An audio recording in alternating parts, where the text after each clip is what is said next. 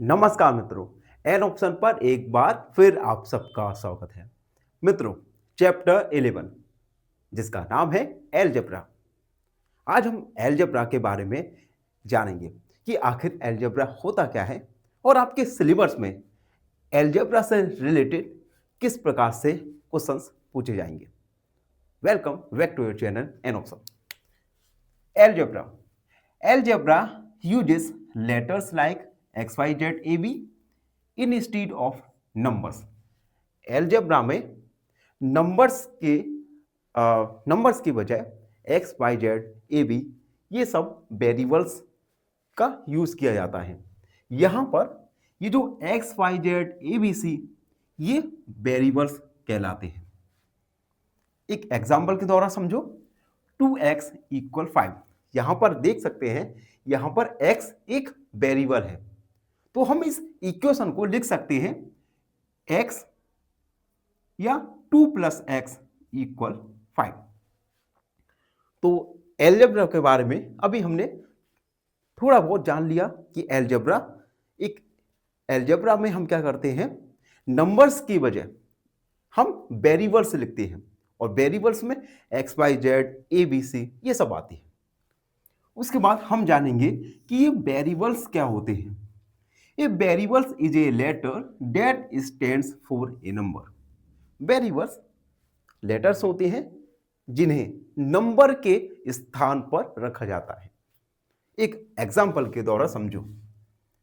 Example x plus 3 equal 7।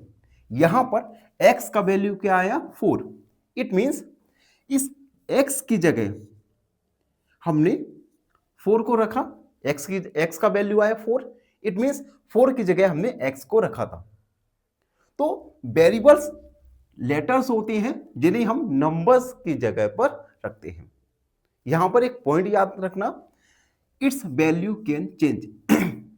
Numbers की value change नहीं हो सकती, लेकिन वेरिएबल्स की चेंज हो सकती है। एक छोटे से एग्जांपल के द्वारा समझो। जैसे मान लो आपका क्लास है, आपकी क्लास में जो टीचर्स हैं, स्टूडेंट्स हैं, ये सब वेरिएबल्स हैं क्योंकि ये हर साल चेंज होते जाते हैं।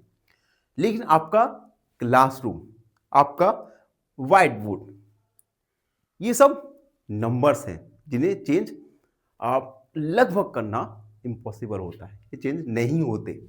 तो वेरिएबल्स जो चेंज हो जाते हैं, ठीक है। और अब हम आगे बढ़ेंगे और जानेंगे कांस्टेंट के बारे में। देखो, अभी तक हमने अलजेब्रा के बारे में जाना, उसके बाद वेरिएबल्स के बारे में जाना। अब हम कांस्टेंट के बारे में जानेंगे। एक constant is a fix number. आपने देखो ये इक्वेशन देखा था x प्लस 3 इक्वल 7। इस इक्वेशन में ये जो x है ये वेरिएबल्स था जिसकी वैल्यू चेंज हो जाती है। लेकिन ये 3, ये 7 ये नंबर्स है और नंबर की वैल्यू चेंज, नंबर का जो वैल्यू है ये कभी चेंज नहीं होता। तो इन्हीं नंबर्स को हम कांस्टेंट कहते हैं जिनकी वैल्यू फिक्स होती है। अगला पॉइंट है it's value does not change. इनकी वैल्यू कभी चेंज नहीं होती, कांस्टेंट की वैल्यू। एग्जांपल के लिए 2, 5, 10 आर कांस्टेंट। ये सभी कांस्टेंट हैं जिनकी वैल्यू पूरी इक्वेशन में चेंज नहीं होती। उसके बाद जानेंगे हम अलजेब्रिक एक्सप्रेशन के बारे में। An algebraic expression is made using variable, constant और mathematical operations like plus, minus, multiply, divide. Example के द्वारा देखो, अलजेब्रिक एक्सप्रेशन वेरिएबल और कांस्टेंट से मिलकर बनी होती है जिनके बीच में कुछ मैथमेटिकल ऑपरेशंस जैसे मल्टीप्लाई, डिवाइड, प्लस, माइनस होते हैं। एग्जाम्पल के द्वारा समझते हैं। x plus 1, x plus 5। यहां पर x वेरिएबल और 5 कांस्टेंट है और इन दोनों को एक ऑपरेशन प्लस के द्वारा रिलेट किया गया है। तो x प्लस 1 एक अलजेब्रिक एक्सप्रेशन है। इसी प्रकार से 2y and 3a minus 2 these all are algebraic expression. तो एक बार अभी तक का हम रिकॉल करते हैं। सबसे पहले हमने एल्जेब्रा के बारे में जाना। एल्जेब्रा जिसमें लेटर्स का यूज होता है इन स्टीड ऑफ नंबर्स। उसके बाद हमने वेरिएबल्स के बारे में जाना। वेरिएबल्स लेटर्स होते हैं जिन्हें हम नंबर की जगह पर रख देते हैं। उसके बाद हमने कांस्टेंट के बारे में जाना। कांस्टेंट फिक्स नंबर होते हैं। और उसके बाद हमने जाना एल्जेब्रिक एक्सप्रेशन के बारे में, जो वेरिएबल और कांस्टेंट से मिलकर बने होती हैं, जिनमें mathematical operation like plus minus multiply और डिवाइड होते हैं। अब वीडियो में आगे बढ़ेंगे और जानेंगे मैट्रिक्स पैटर्न्स। ये मैट्रिक्स जो पैटर्न है, मैट्रिक्स मतलब माचिस, माचिस की तीली। तो मैट्रिक्स पैटर्न आपके एक्सरसाइज 11.1 में है और इन्हीं से रिलेटेड आपको कई सारे क्वेश्चंस एक्सरसाइज में करने होंगे। तो हम इस टॉपिक को अच्छे से जानेंगे। Patterns can be written using algebra. Pattern को हम एल्जेब्रा के माध्यम से लिख सकते हैं।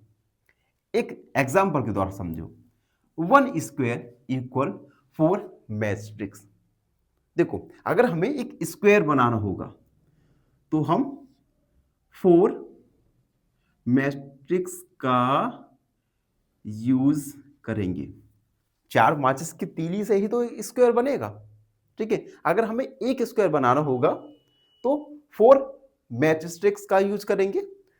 2 स्क्वायर बनाने होंगे तो 7 मैट्रिक्स से, देखो 1 स्क्वायर और ये हो गया 2 स्क्वायर। अब 2 स्क्वायर में 1 2 3 4 5 6 7 मैट्रिक्स का यूज हुआ। तो 1 स्क्वायर के लिए 4 मैट्रिक्स, 2 स्क्वायर के लिए 7 मैट्रिक्स। और इसी प्रकार से अगर हमें n मैट्रिक्स बनाने होंगे, यानी नंबर ऑफ जो स्क्वायर है ये n है, तो मैट्रिक्स हो जाएगा 3n + 1। यहां पर n नंबर ऑफ स्क्वायर्स है, ठीक है। तो हम पैटर्न को इस प्रकार से एल्जेब्रा के फॉर्म में लिख सकते हैं। यहां पर L एक वेरिएबल है, जबकि 3 और 1 कांस्टेंट्स है। उसके बाद using variables in rules. In rule में हम वेरिएबल्स का यूज किस प्रकार करते हैं, तो rules can be written in algebraic form. Rules को हम एल्जेब्रिक फॉर्म में लिख सकते हैं। एग्जांपल के द्वारा, perimeter of square 4 multiply side. Perimeter of square यानी वर्ग का परिमाप होता है 4 मल्टीप्लाई साइड। अगर मान लो हमने साइड को क्या मान लिया, x, तो पेरीमीटर क्या हो जाएगा 4x। यहां पर 4 कांस्टेंट है और x वेरिएबल्स है। तो हमने क्या किया, वेरिएबल्स की हेल्प से हमने स्क्वायर के पेरीमीटर को लिखा। अब हम जानेंगे simple equations. An equation has equal sign. Simple equations ऐसी इक्वेशंस होती हैं जिनमें इक्वल साइन मेंशन होता है। For example, x + 2 = 6। Another example, अब देखो अनदर एग्जांपल, 2x + 4 = 8। तो जहां पर भी आपको इक्वल का साइन नजर आ जाए, इक्वल का साइन नजर आ जाए, तो वो सिंपल इक्वेशंस होती हैं। सिंपल इक्वेशंस को हम सॉल्व करके वेरिएबल्स के वैल्यू फाइंड कर सकते हैं, जैसा कि इस एग्जांपल में दिखाया गया है। यहां पर x का वैल्यू 6 - 2, x का वैल्यू आ गया 4। तो हम सिंपल इक्वेशन में वेरिएबल्स की वैल्यू फाइंड कर सकते हैं। और इस प्रकार से ये क्वेश्चंस आपको अगले क्लास में ढेर सारे देखने को मिल जाएंगे। अभी आपकी एक्सरसाइज में ये नहीं है। उसके बाद जानेंगे इंपॉर्टेंस ऑफ एल्जेब्रा। एल्जेब्रा का हमारे दैनिक जीवन में क्या क्या महत्व है। पहला, help to solve problems easily. Algebra के द्वारा आप प्रॉब्लम्स को बड़ी सरलता के साथ सॉल्व कर सकते हैं। दूसरा, makes math more systematic. Algebra math को ज़्यादा सिस्टमैटिक बनाता है। And last one is useful in higher classes and daily life. Algebra, जैसे जैसे आप क्लास में आगे बढ़ते जाएंगे, एल्जेब्रा और इक्वेशन से रिलेटेड आपको कई सारे क्वेश्चंस देखने को मिल जाएंगे, जिसमें आप वेरिएबल्स की वैल्यू फाइंड करेंगे। कई के क्वेश्चन ऐसे होंगे जिसमें एक से ज़्यादा वेरिएबल्स होंगे जिनकी वैल्यू आप फाइंड करेंगे, लेकिन ये सब अगली क्लासों के लिए। अभी हमें इस एक्सरसाइज में केवल मैच स्टिक्स पैटर्न से रिलेटेड क्वेश्चंस को सॉल्व करना है, तो हमें ज़्यादा टेंशन नहीं लेना है। बस आपको एक काम करना है, और वो काम है एन ऑप्शन चैनल पर बने रहना और हमारे चैनल को सब्सक्राइब करवाना। धन्यवाद, हमेशा प्रसन्न रहें। एक क्वेश्चन पूछूंगा आपसे। क्वेश्चन है, which of the following is equal to 5 tens? Option A 0.05, option B 0.5 या ऑप्शन सी 5.0। इस क्वेश्चन का आंसर कमेंट सेक्शन में जरूर लिखिए। बने रहिए हमारे साथ। नमस्कार मित्रों, एन ऑप्शन पर एक बार फिर आप सबका स्वागत है। मित्रों, आज हम एक्सरसाइज 11.1 का क्वेश्चन नंबर फर्स्ट को सॉल्व करने वाले हैं। क्वेश्चन नंबर फर्स्ट है, find the rules which gives the number of matrix required to make the following matrix. देखो, हमें इन सभी क्वेश्चंस के लिए रूल फाइंड करना है।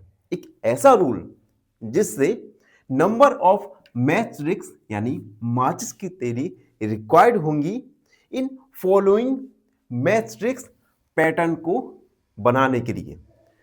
Use a variable to write the rule. और इस रूल को राइट करने के लिए, लिखने के लिए हमें एक वेरिएबल का यूज करेंगे। तो सबसे पहले इन क्वेश्चंस में हम एक गिवन पैटर्न बनाएंगे with the help of matrix, और उसके बाद हम रूल फाइंड करेंगे with the help of a variable. तो सबसे पहला question a pattern of letter TST। हमें इंग्लिश अल्फाबेट का लेटर टी को यहां पर मैट्रिक्स से हेल्प से बनाना है।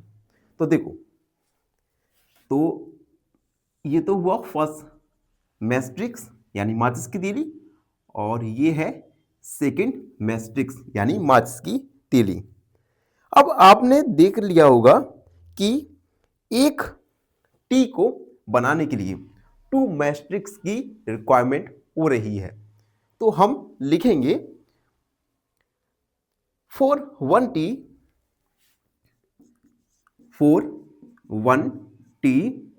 number of matrix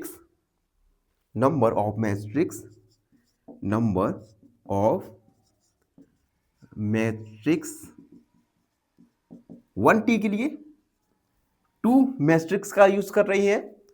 4T for 2T number of matrix. अगर हमें 2 बनाना होगा तो हम 4 मैट्रिक्स का यूज करेंगे, and 3T number of matrix 3 के लिए 6, ठीक है, एंड 4NT। देखो, फर्स्ट के लिए हमने 2 का मैट्रिक्स का यूज किया, और सेकंड के लिए अगर हमें 2T बनानी होगी तो हम 2 × 2 यानी 4 का यूज करेंगे, और 3 बनानी होगी तो 2 × 3 इक्वल 6 मैट्रिक्स का यूज करेंगे।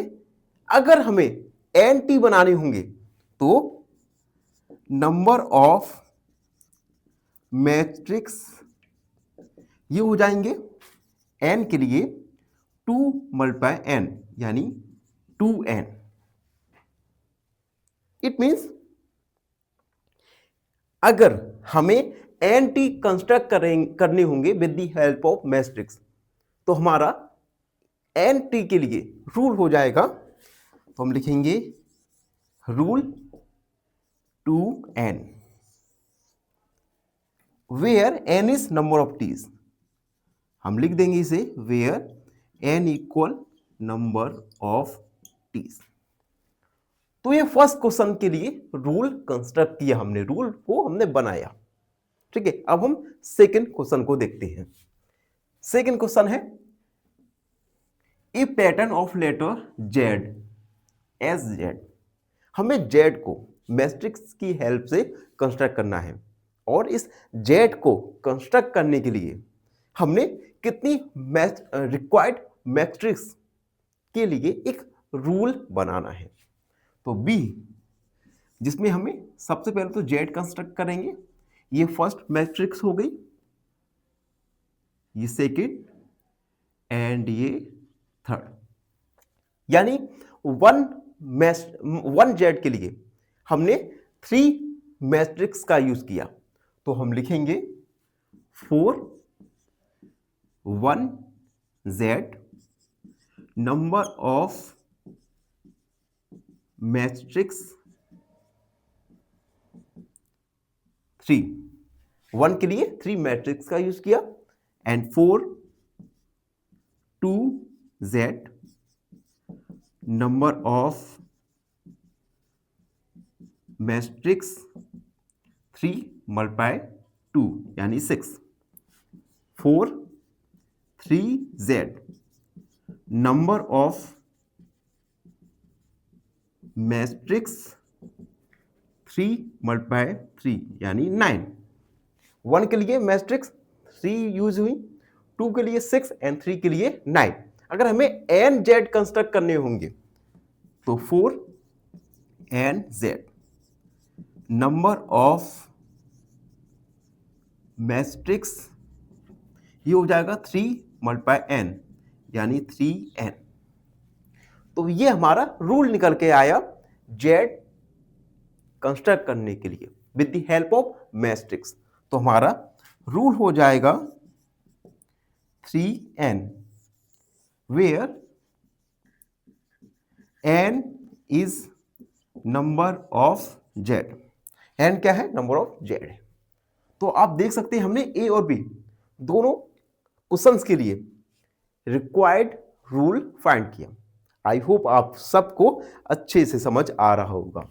अब हम सी वाला देखेंगे, जहां पे हमें लेटर यू को कंस्ट्रक्ट करना है with the help of matrix, और इस यू को कंस्ट्रक्ट करने के लिए हमें रिक्वायर्ड रूल को फाइंड करना है with the help of variables C.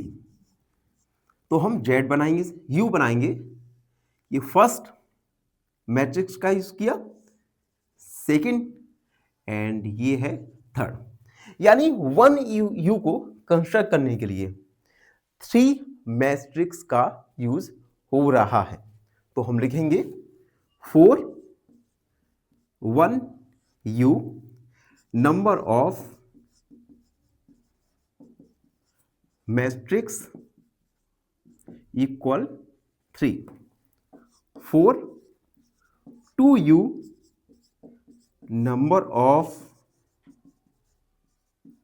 Matrix 2 के लिए 3 मल्टीप्लाई 2 यानी 6, 4 3 you number of matrix 3 multiply 3 यानी 9।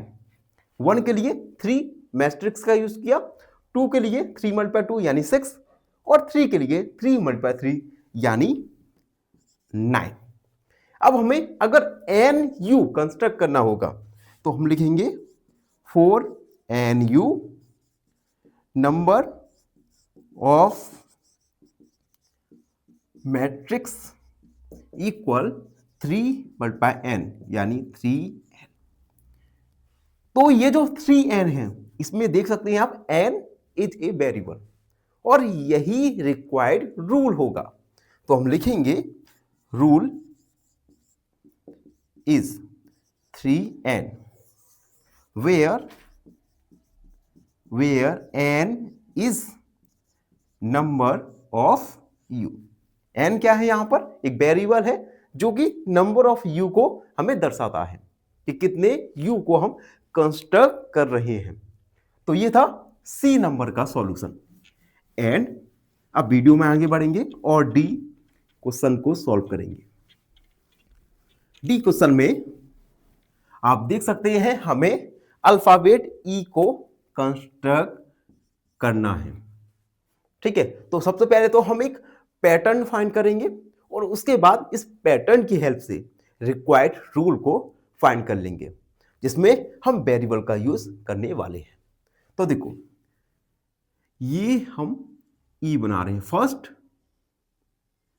सेकेंड, थर्ड, 4 और 5 यानी एक ई को कंस्ट्रक्ट करने के लिए हम 1 2 3 4 5 मैट्रिक्स यानी मार्क्स की तीली का यूज करेंगे। तो हम लिखेंगे 4 1 ई नंबर ऑफ मैट्रिक्स, ये हो जाएगा 5। 2 के लिए 4 2 ई नंबर ऑफ मैट्रिक्स 5 मल्टीप्लाई 2 यानी 10। 4 3 ई नंबर ऑफ मैट्रिक्स, ये आ गया हमारा 15। अगर हमें एन ई को कंस्ट्रक्ट करना होगा तो 4 n E number of matrix equal 5 multiply n यानी 5n। यहां पर n एक वेरिएबल है तो यही हमारा रिक्वायर्ड रूल होगा 5n। और यहां पर वेरिएबल n हमें शो कर रहा है नंबर ऑफ इज, तो हम लिखेंगे where n equal number of is. तो ये क्वेश्चन ई को हमने कंप्लीट कर लिया। अब क्वेश्चन एफ है, a pattern of letter S. हमें एस के लिए एक पैटर्न को बनाना है और उसके बाद रिक्वायर्ड रूल को फाइंड करना है with the help of variable F. तो हम एस को कंस्ट्रक्ट करेंगे। सबसे पहले ये हम एस बना रहे हैं, 2 3 मैट्रिक्स का यूज किया, 4 और 5 यानी एक एस को कंस्ट्रक्ट करने के लिए 1 2 3 4 5 मैट्रिक्स का यूज हो रहा है। तो हम लिखेंगे 4 1 एस 4 1 एस नंबर ऑफ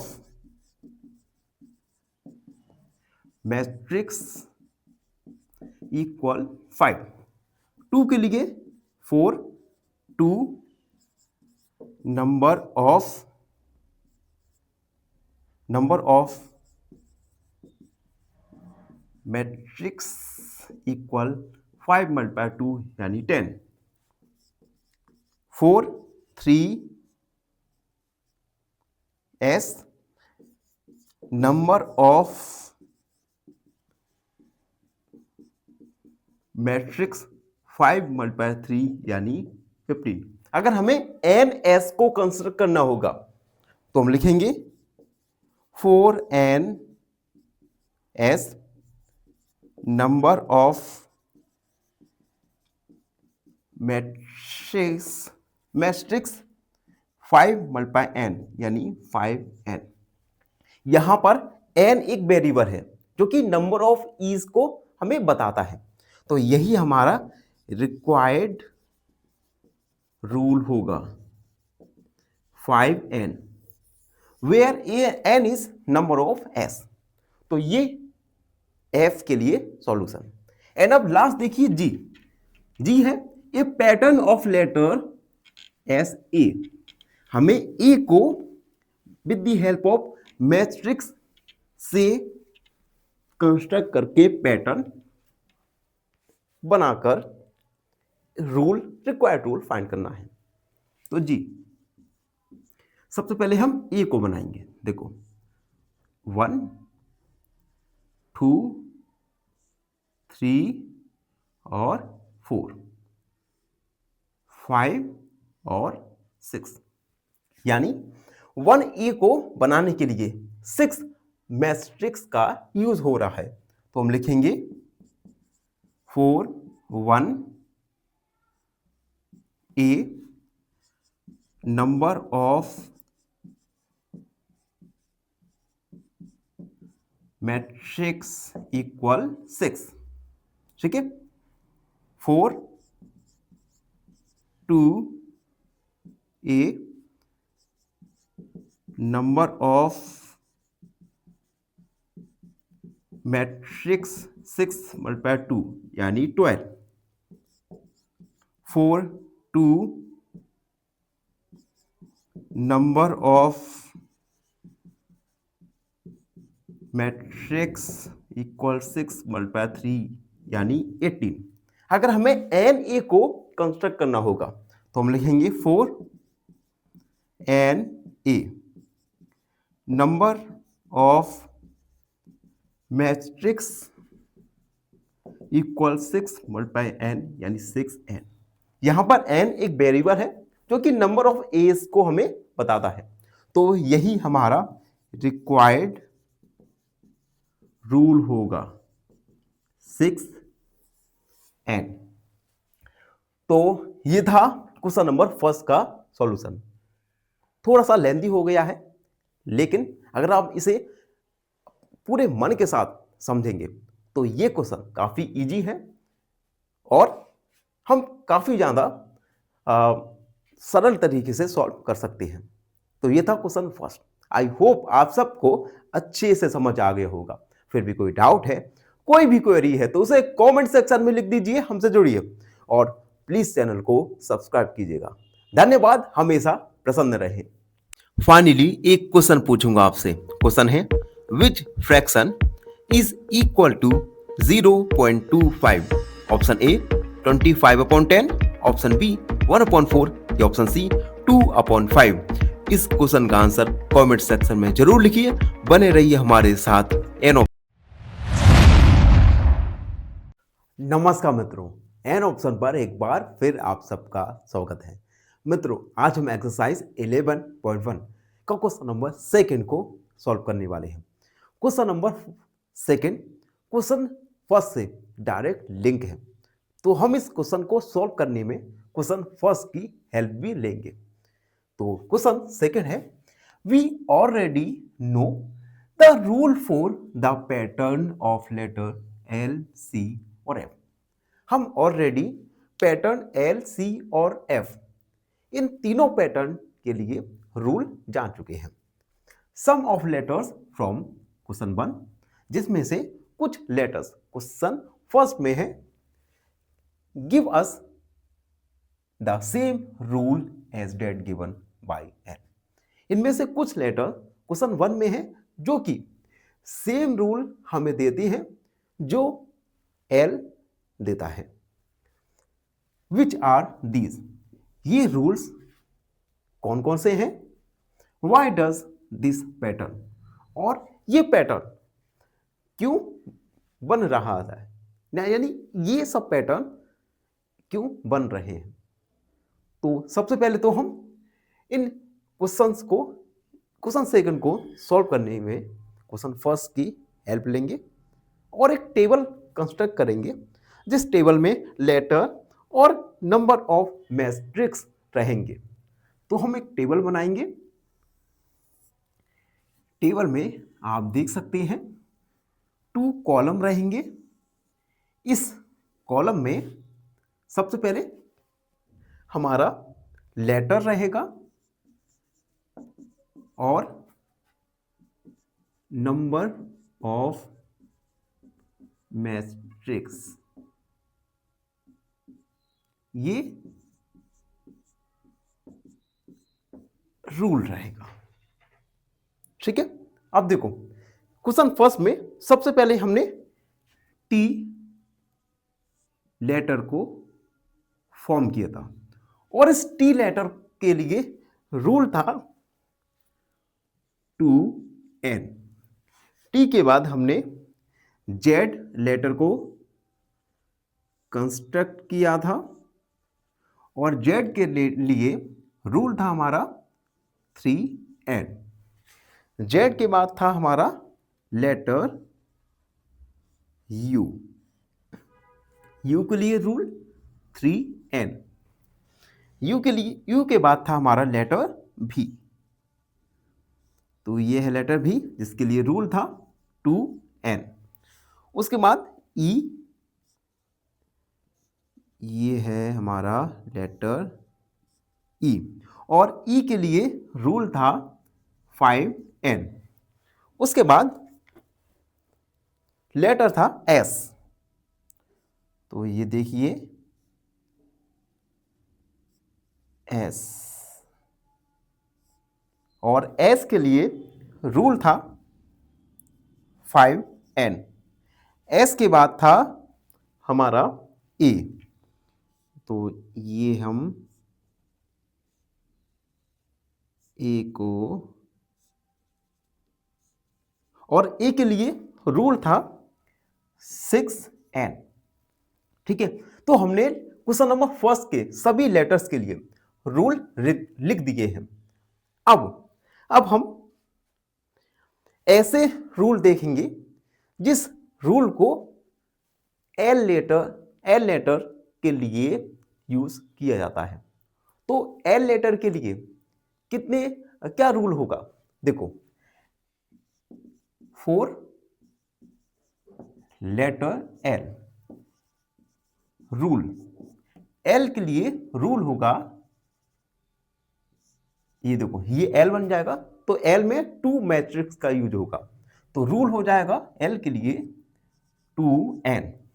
अब इस टेबल को देख के बताइए किस लेटर्स के लिए 2n रूल लग रहा है।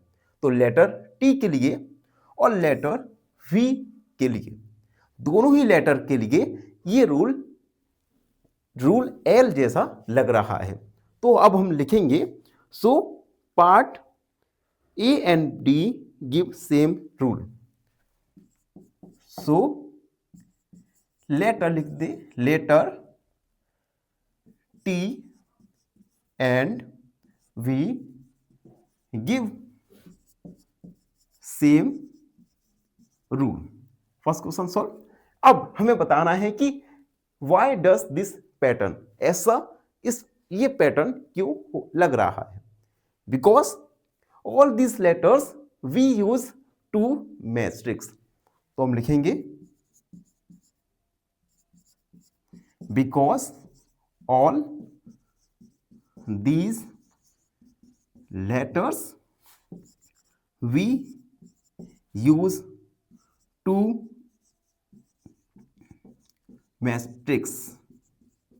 हम इन लेटर्स के लिए 2 मैट्रिक्स का यूज कर रहे हैं।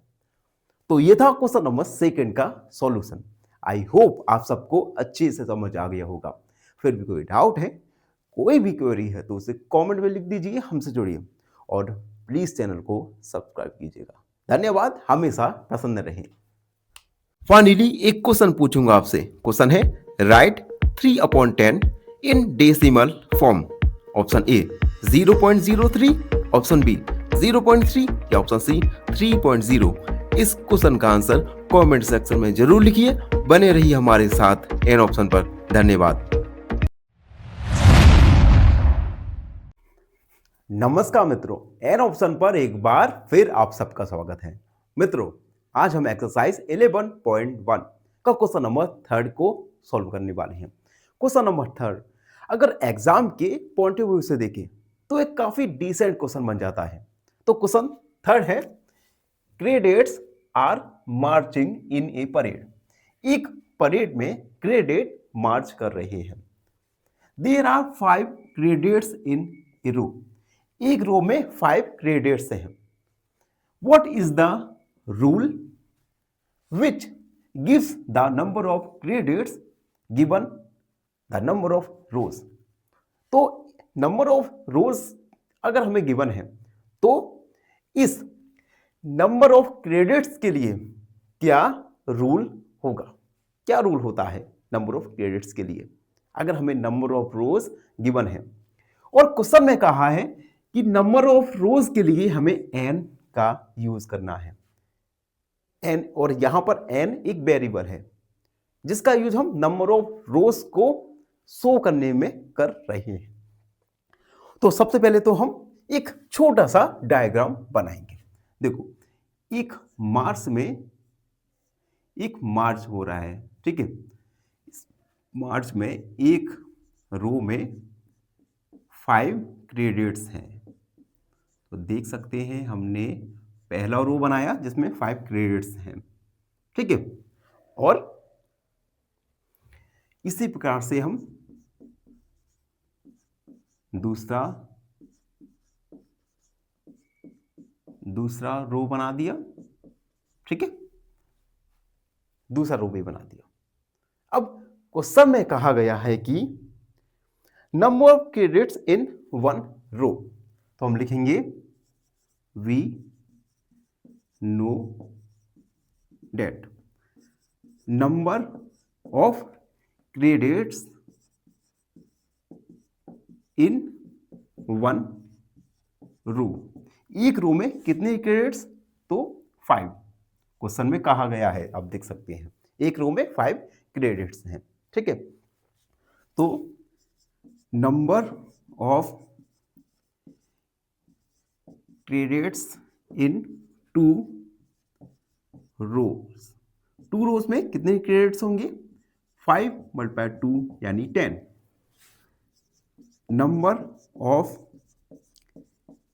क्रेडिट्स इन 3 रोज। तो 3 रोज में 5 × 3 यानी 15 क्रेडिट्स, ठीक है। सो नंबर ऑफ क्रेडिट्स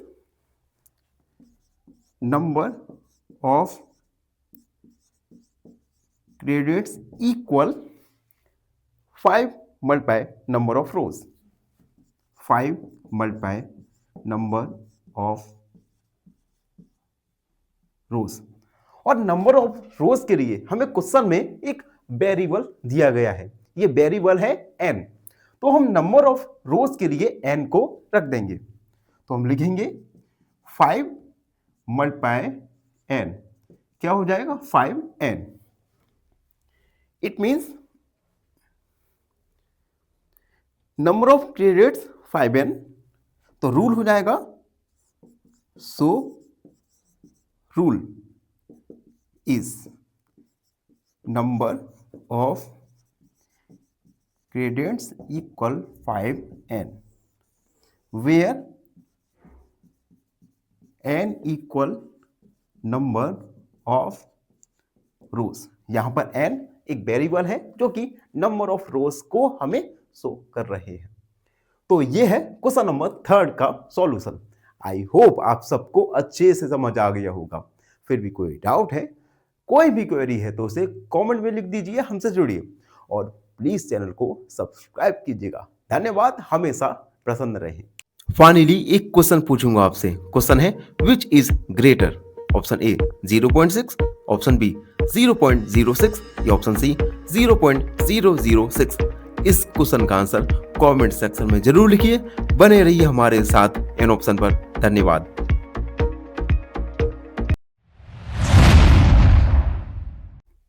नमस्कार मित्रों, एन ऑप्शन पर एक बार फिर आप सबका स्वागत है। मित्रों, आज हम एक्सरसाइज 11.1 का क्वेश्चन नंबर 4 को सॉल्व करने वाले हैं। क्वेश्चन नंबर 4 एग्जाम के पॉइंट ऑफ व्यू से एक डिसेंट क्वेश्चन बन जाता है। तो इस क्वेश्चन को स्पेशल अटेंशन देकर सॉल्व करना है। तो क्वेश्चन है if there are 50 mangoes in a box.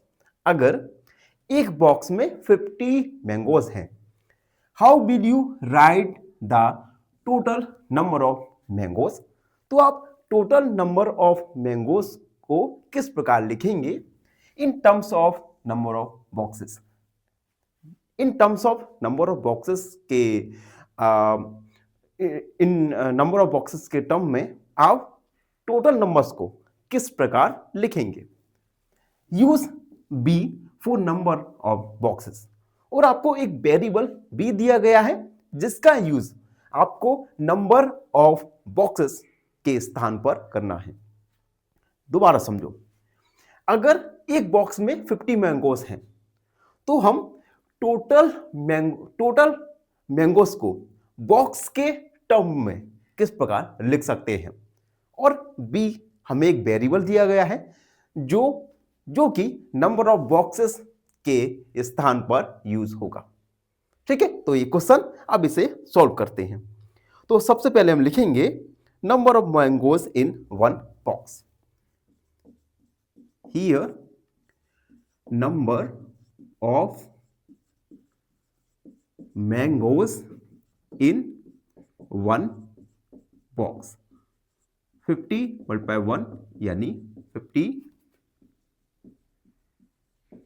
Mangoes. एक बॉक्स में 50 mangoes. Number of boxes number of mangoes in 2 boxes. तो 50 multiply 2 equal 100 mangoes. Number of mangoes in 3 boxes 50 multiply 3 यानी 150 mangoes. One box में mango 50 mangoes, 2 box में 50 multiply 2 यानी 100 mango, 3 box में 50 multiply 3 यानी 150 mangoes. So number of mangoes number of mangoes equal 50 multiply number of boxes. Number of mangoes कितने होंगे? 50 multiply number of box. 50 का अगर हम नंबर ऑफ बॉक्स के साथ मल्टीप्लाई कर देंगे तो हमें टोटल मैंगोज की वैल्यू फाइंड हो जाएगी। अब यहां पे नंबर ऑफ बॉक्सेस के लिए हमें बी वेरिएबल लिखने की बोला गया है, तो हम लिखेंगे writing b for number of boxes. Therefore number of mangoes equal 50 multiply b यानी 50 बी, यानी नंबर ऑफ बॉक्सेस होंगे 50 बी। और यहां पर B is number of boxes हैं, where we equal number of boxes. B is number of boxes. तो इस प्रकार से हमने नंबर ऑफ बॉक्सेस को, नंबर ऑफ मैंगोज को बॉक्स के टर्म में लिख दिया। तो इसी के साथ क्वेश्चन नंबर 4 का सॉल्यूशन कंप्लीट हुआ। आई होप आप सबको ये सॉल्यूशन अच्छे से समझ आ गया होगा। फिर भी कोई भी डाउट रहता है, कोई भी क्वेरी है तो उसे कमेंट में लिख दीजिए, हमसे जुड़िए और प्लीज चैनल को सब्सक्राइब कीजिएगा। धन्यवाद हमेशा। फाइनली एक क्वेश्चन पूछूंगा आपसे। क्वेश्चन है how many hundreds are there in one whole? Option A 10, option B 50 या ऑप्शन सी 100। इस क्वेश्चन का आंसर कमेंट सेक्शन में जरूर लिखिए। बने रहिए हमारे साथ एन ऑप्शन पर। धन्यवाद। नमस्कार मित्रों, एन ऑप्शन पर एक बार फिर आप सबका स्वागत है। मित्रों, आज हम एक्सरसाइज 11.1 को क्वेश्चन नंबर 5 को सॉल्व करने वाले हैं। क्वेश्चन नंबर 5 ये है, the teacher distributes 5 pencils per students. देखो, टीचर एक स्टूडेंट को 5 पेंसिल डिस्ट्रीब्यूट यानी बांटता है। Can you tell how many pencil are needed? तो हमें बताना है, क्या आप बता सकते हैं कि तुम्हें कितनी पेंसिल की आवश्यकता होगी? गिवन द स्टूडेंट्स, अगर स्टूडेंट्स की संख्या गिवन है। और उसके बाद कहा गया हमें एक वेरिएबल दिया गया है एस, जो कि नंबर ऑफ स्टूडेंट के स्थान पर हमें यूज करना है। यानी एस स्टूडेंट्स के लिए हमें कितनी पेंसिल की आवश्यकता होगी, ये हमें फाइंड करना है। तो सबसे पहले हम लिखेंगे given teacher gives 5 pencils to every students. Teacher gives 5 pencils to each students। Teacher हर स्टूडेंट्स को 5 पेंसिल्स देता है। 4 students, 4 1 students, number of pencils,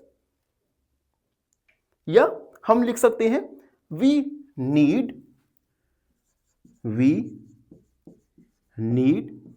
5 multiply 1 यानी 5 pencils. 4 2 students, we need 5 multiply 2 यानी 10 pencils. And 4 3 students, we need 5 multiply 3 यानी 15 pencils। and 4 S students, and 4 S students, we need 5 multiply S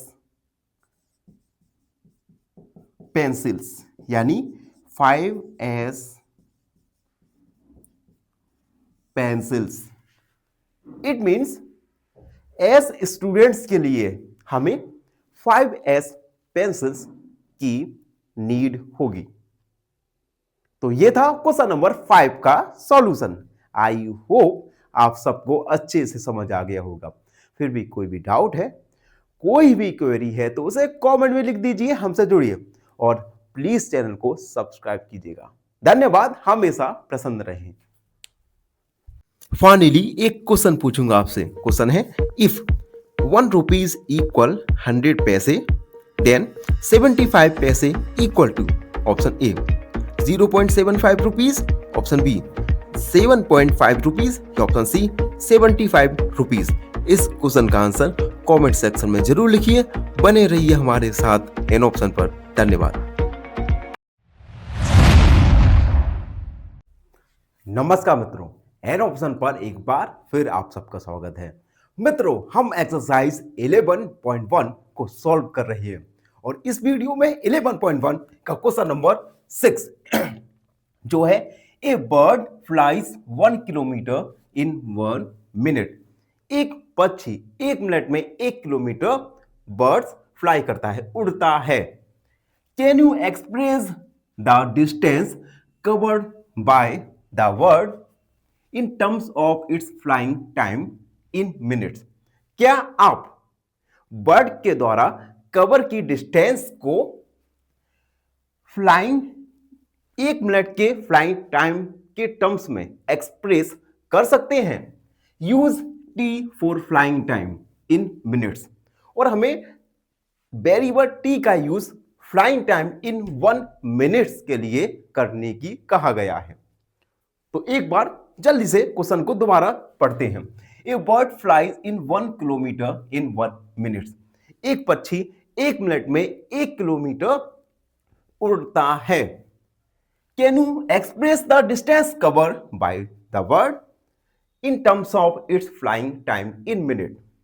इस पक्षी के द्वारा तय की गई दूरी को हमें फ्लाइंग टाइम इन 1 मिनट्स के टर्म में एक्सप्रेस करना है, जहां पर वेरिएबल टी दिया गया है फ्लाइंग टाइम इन 1 मिनट्स के लिए।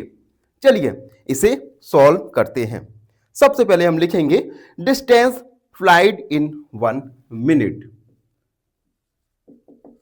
गिवन डिस्टेंस फ्लाइड इन 1 मिनट, ये दिया गया है 1 kilometre. Distance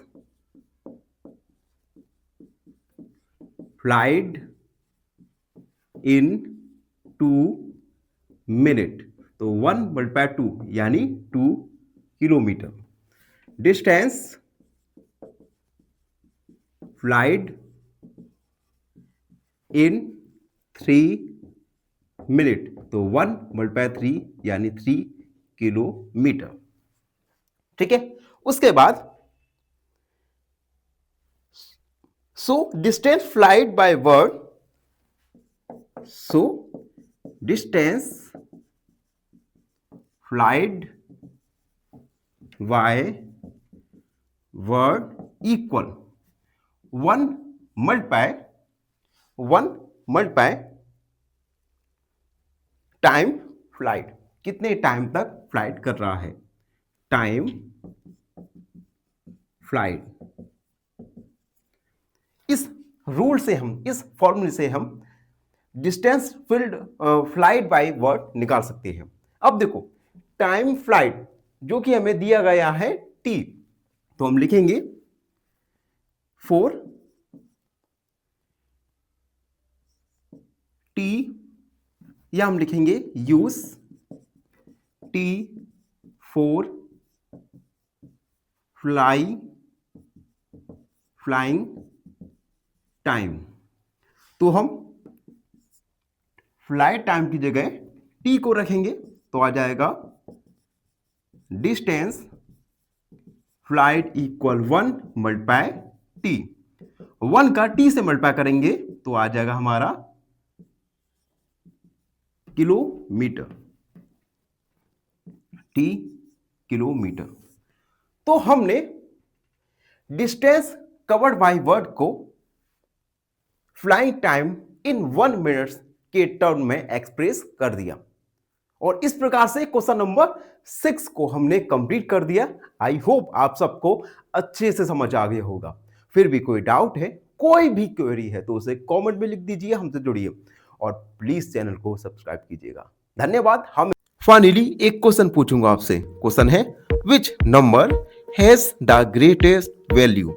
option A 0.09, option B 0.9 या ऑप्शन सी 0.19। इस क्वेश्चन का आंसर कमेंट सेक्शन में जरूर लिखिए। बने रहिए हमारे साथ एन ऑप्शन। नमस्कार मित्रों, एन ऑप्शन पर एक बार फिर आप सबका स्वागत है। मित्रों, आज हम एक्सरसाइज 11.1 का क्वेश्चन नंबर 7 को सॉल्व करने वाले हैं। Question number 7, Radha is drawing a dot rangoli. Radha एक डॉट रंगोली बना रही है, और ये डॉट रंगोली क्या है? A beautiful pattern of lines joining dots. वो क्या कर रही है कि डॉट्स को जोड़ जोड़कर रंगोली का एक ब्यूटीफुल पैटर्न बना रही है। ठीक है, विथ चॉक पाउडर से। सी हैज 9 डॉट्स इन ए रो, और एक रो में नंबर ऑफ डॉट्स हैं 9।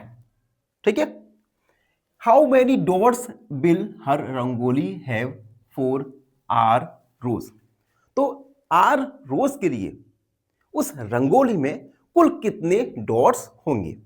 ठीक है, हर रो में डॉट्स कितने हैं? 9, और आर रोज के लिए नंबर ऑफ डॉट्स कितने होंगे। अगला, how many dots are there if there are 8 rows. अगर उस रंगोली में 8 रोज हैं, 8 रोज हैं, तो उसमें कितने डॉट्स होंगे। और अगर उस रंगोली में 10 रोज हैं तो उसमें कितने डॉट्स होंगे। तो बेसिकली इस क्वेश्चन में 3 सब क्वेश्चंस हैं जिन्हें हम एक एक करके सॉल्व करेंगे। तो सबसे पहले हम लिखेंगे number of dots in one row. तो हम लिखेंगे here number of dots in one row. एक रो में कितने डॉट्स हैं, ये है 9 dots.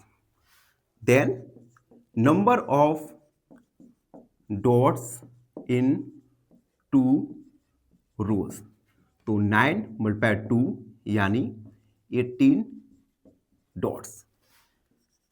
Number of dots in 3 rows, 9 multiply 3 यानी 27 dots.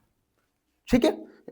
So number of dots equal 9 multiply number of rows. So number of dots equal 9 multiply number of rose. Number of dots एक formula बन गया, 9 multiply number of dots. यानी अगर हम 9 का multiply number of रोज के साथ करेंगे तो हमें नंबर ऑफ डॉट्स निकल के आ जाएगा। उसके बाद हम लिखेंगे if writing number of rows are, writing number of rows are, then number of dots equal 9 multiply r, यानी number of dots equal 9r। ठीक है। यानी अगर हमें रोज r रोज दी गई हैं, r रोज के लिए नंबर ऑफ डॉट्स निकल के आएंगे 9r। ठीक है। तो फर्स्ट क्वेश्चन सॉल्व हो गया। अब इन्होंने सेकंड क्वेश्चन में पूछा था कि अगर टोटल 8 रोज हैं तो नंबर ऑफ डॉट्स कितनी होंगी। तो हम क्या करेंगे, ये जो पैटर्न फॉर्मूला बन के आया, इस फॉर्मूला में हम r का वैल्यू रखेंगे और नंबर ऑफ डॉट्स को फाइंड करेंगे। तो हम लिखेंगे if there are 8 rows then number of dots equal 9 multiply 8 यानी 72 डॉट्स। अगर टोटल 8 रो हैं तो नंबर ऑफ डॉट्स आ जाएंगी 72। ठीक है। इफ देयर आर 10 रोज, अगर 10 रोज हैं तो number of dots equal 9r, 9 multiply r की जगह 10 रखेंगे यानी 90 डॉट्स। अगर 8 रो हैं तो 72 डॉट्स होंगी उस रंगोली में। अगर 10 रोज हैं तो नंबर ऑफ डॉट्स होंगी 90 डॉट्स। तो हमने तीनों क्वेश्चंस को एक एक करके सॉल्व कर दिया और इस प्रकार क्वेश्चन 7 कंप्लीट सॉल्व हो गया। आई होप आप सबको अच्छे से समझ आ गया होगा। फिर भी कोई डाउट है, कोई भी क्वेरी है तो उसे कमेंट में लिख दीजिए, हमसे जुड़िए और प्लीज प्लीज प्लीज चैनल को सब्सक्राइब कीजिएगा। धन्यवाद, हमेशा प्रसन्न रहें। फाइनली एक क्वेश्चन पूछूंगा आपसे। क्वेश्चन है 0.10 is equal to option A 1, option B 10 या ऑप्शन सी 1/10। इस क्वेश्चन का आंसर कमेंट सेक्शन में जरूर लिखिए। बने रहिए हमारे साथ एन ऑप्शन पर। धन्यवाद। नमस्कार मित्रों, एन ऑप्शन पर एक बार फिर आप सबका स्वागत है। मित्रों, वीडियो शुरू करने से पहले आप सबसे एक छोटी सी रिक्वेस्ट करना चाहता हूं। जो मित्र हमारे वीडियोस को कंटिन्यू देख रहे हैं उनसे रिक्वेस्ट है हमारे चैनल को सब्सक्राइब कीजिए और कम से कम 10 लोगों से सब्सक्राइब जरूर करवाइए, जिससे हमारी वीडियो क्वालिटी इंप्रूव होगी और साथ ही साथ जो हमारा कंटेंट है ये कंटेंट भी इंप्रूव होगा, कंटेंट की क्वालिटी इंप्रूव होगी, वीडियो इंप्रूव होंगे। तो बस आपसे ये छोटी सी गुजारिश करना चाहता हूं। अब हम वीडियो पर आते हैं। आज हम एक्सरसाइज 11.1 का क्वेश्चन नंबर 8 को सॉल्व करेंगे। क्वेश्चन 8 एक डिसेंट क्वेश्चन बन जाता है अगर आप एग्जाम की पॉइंट ऑफ व्यू से देखें। तो क्वेश्चन है, Leela is Radha's younger sister. Leela Radha की यंगर यानी छोटी बहन है। Leela is 4 year younger than Radha. Leela Radha से 4 साल छोटी है। ठीक है, can you write Leela's age in terms of Radha's age. क्या आप लीला की एज राधा की एज की टर्म में लिख सकते हैं। Take Radha's age to be x year. और क्वेश्चन में ही कहा गया है कि राधा की एज को हमें एक्स ईयर लेना है। ठीक है, यह है क्वेश्चन। अब हम इसे सॉल्व करेंगे। तो सबसे पहले हम लिखेंगे गिवन डेट। क्या हमें गिवन है, Leela is 4 year younger than Radha. Leela is 4 year younger than Radha. Leela Radha से 4 साल छोटी है। तो अगर हम यहां से अगर हम लीला की एज निकालें, सो लीलाज एज, लीला राधा से 4 साल छोटी है। राधाज एज माइनस 4 साल छोटी है, तो राधा की एज से अगर हम 4 साल सब्ट्रैक्ट करते, 4 ईयर सब्ट्रैक्ट करते, तो ये लीला की एज आ जाएगा। अब क्वेश्चन में राधा की एज मानने के लिए कहा गया है एक्स ईयर, तो हम मानेंगे let Radha's age is x years, then Leela's age equal Radha की एज एक्स माइनस 4 ईयर्स। तो राधा की एज आ गई x माइनस 4 ईयर। यहां पर x राधा की एज है, तो लीला की एज राधा की एज के टर्म में हमने लिख दी। बस अब हम इसे कंक्लूड करेंगे। कंक्लूड में क्या लिखेंगे, हम x लिखेंगे। x क्या है, where x is Radha's as. ठीक है, यहां पर x राधा की एज है। तो इस प्रकार से हमने इस क्वेश्चन में लीला की एज राधा की एज के टर्म में लिख दी। आई होप इस क्वेश्चन आपको अच्छे से समझ आ गया होगा। फिर भी कोई डाउट है, कोई भी क्वेरी है, तो उसे कमेंट में लिख दीजिए, हमसे जुड़िए और प्लीज चैनल को सब्सक्राइब कीजिएगा। धन्यवाद, हमेशा प्रसन्न रहें। एक क्वेश्चन पूछूंगा आपसे। क्वेश्चन है, the side of a square is 5 centimetre, what is the perimeter. Option A 10 centimetre, option B 15 centimetre या ऑप्शन सी 20 सेंटीमीटर। इस क्वेश्चन का आंसर कमेंट सेक्शन में जरूर लिखिए। बने रहिए हमारे साथ एन ऑप्शन पर। धन्यवाद।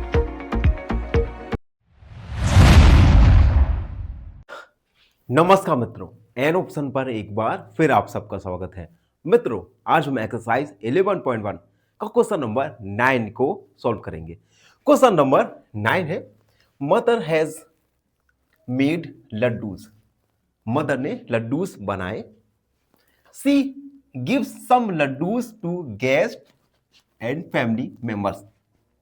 उसने उनमें से कुछ लड्डू गेस्ट और फैमिली मेंबर्स को दे दिए। Still 5 laddoos remain. उसके बाद भी 5 लड्डू बच गए। ठीक है। If the laddoos mother given away is L, अगर मदर के द्वारा दिए गए लड्डू एल है, how many laddoos did she made, तो मदर के द्वारा कितने लड्डूज बनाए गए। एक बार दोबारा पढ़ते हैं। Mother has made laddoos, mother के द्वारा लड्डूज बनाए गए। इन लड्डूज को, इनमें से कुछ लड्डूज को उसने गेस्ट और फैमिली मेंबर्स को दे दिए, जिसके बाद भी उसके पास 5 लड्डूज बच गए। अगर मदर के द्वारा दिए गए लड्डूज एल है, तो हमें बताना है मदर के द्वारा कितने लड्डूज को बनाया गया। तो सबसे पहले हम लिखेंगे here number of laddoos given away, here number of laddoos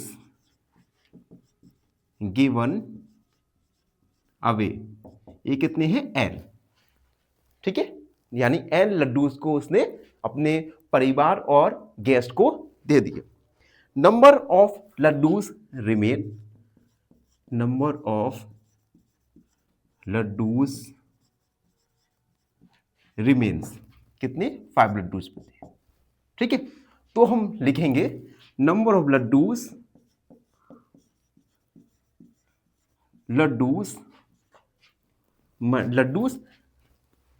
C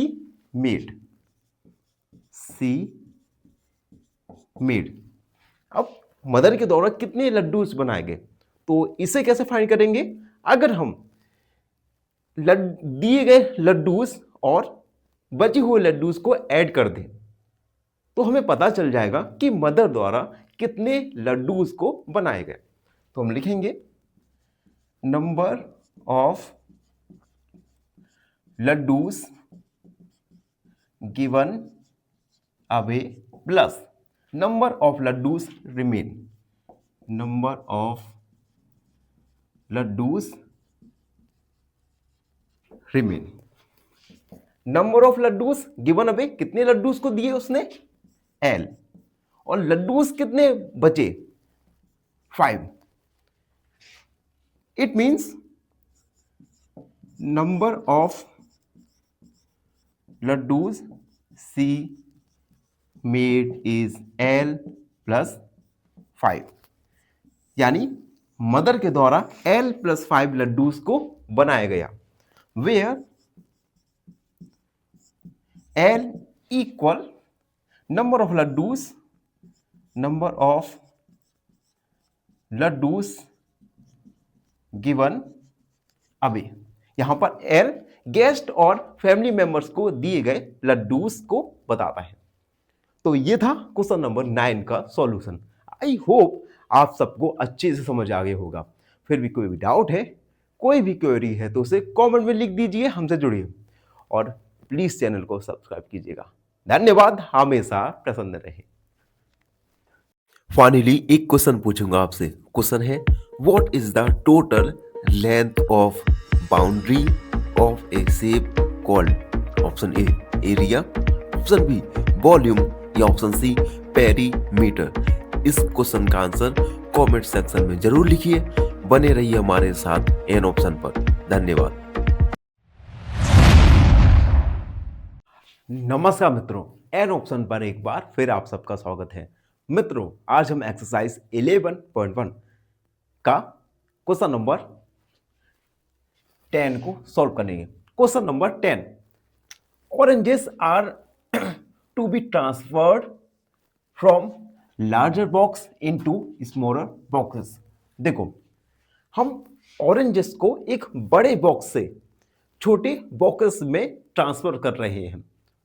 When a large box emptied, जब लार्ज बॉक्स, बड़ा बॉक्स खाली होता है, the oranges from it fill to smaller box। तो जब ये बड़ा बॉक्स, ऑरेंज से भरा बड़ा बॉक्स खाली होता है, तब इन ऑरेंजेस को हम 2 छोटे बॉक्सेस में फिल करते हैं और स्टिल 10 ऑरेंजेस लेफ्ट। 2 छोटे बॉक्सेस में ऑरेंजेस को फिल करने पर भी 10 ऑरेंजेस बच जाती है। If number of oranges in a box are taken to be x, अगर इन दो छोटे बॉक्सेस में भरे जाने वाले ऑरेंजेस एक्स है, what is the number of oranges in the larger box, तो इस बड़े बॉक्स में कितने ऑरेंजेस है। तो इस सबसे पहले डायग्राम के द्वारा समझते हैं। देखो ये है एक बड़ा बॉक्स, ठीक है, जिसे हम लार्जर बॉक्स कहेंगे। इस लार्जर बॉक्स में ऑरेंजेस हैं। इन ऑरेंजेस को हम टू छोटे छोटे बॉक्सेस में फिल करते हैं, और इन दोनों बॉक्सेस में फिल करने के बाद भी 10 ऑरेंजेस हमारे बच जाते हैं, ठीक है। तो हमें इस लार्जर बॉक्स में भरे जाने वाले ऑरेंजेस पता करना है, ठीक है। तो हम सबसे पहले लिखेंगे given that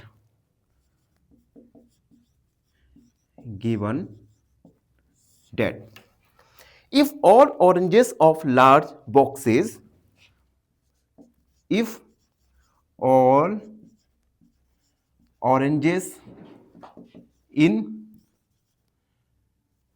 if all oranges of large box is transferred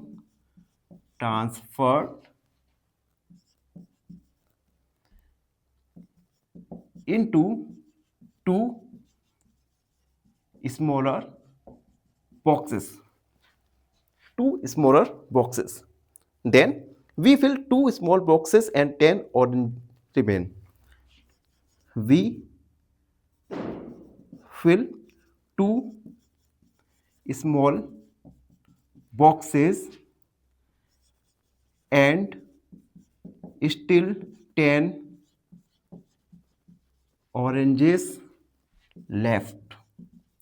जब हम इन दो छोटे बॉक्सेस को भरते हैं फिर भी 10 ऑरेंजेस लेफ्ट हो जाते हैं, तो हम लिखेंगे number of oranges in large box, number of orange in